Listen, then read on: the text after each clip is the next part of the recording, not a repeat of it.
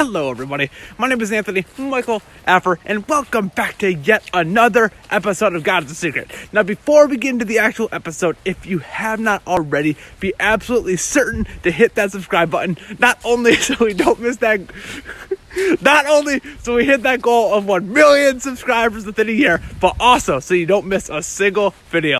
And with all that being said, it is now time to get into the actual video where I'm going to be discussing how to pray. Because I've read about prayer, and I kept getting so frustrated because no matter what author I read talking about prayer, it was just annoying. Because even a great author like Peter Kreeft, he's so great, he's my favorite author, and he gives so much useful information whenever he writes.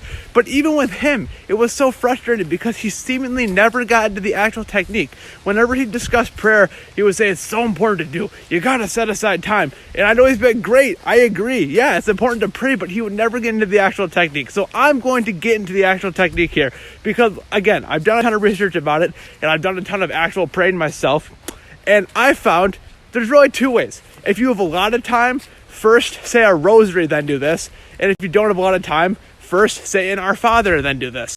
And that's an important step of it because whenever you pray, like I talked about in my recent video, whenever you pray and say an Our Father or say a rosary, you're practicing acknowledging the presence of God. And I just always found that if you say a rosary or Our Father before you get into the next step, it just helps you get in that right mood, that right mindset. It just really helps you get focused on acknowledging the fact that you're in the presence of and actually talking to God.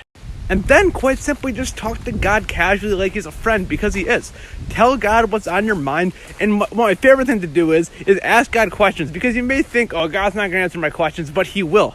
God has answered an infinite amount of my questions. So after you say that rosary, or after you say that Our Father, just talk to God about what's on your mind and ask him questions. Trust me, try it out. Ask God's questions. If you ask God questions, he will always answer you in his special God way, and it is the coolest thing.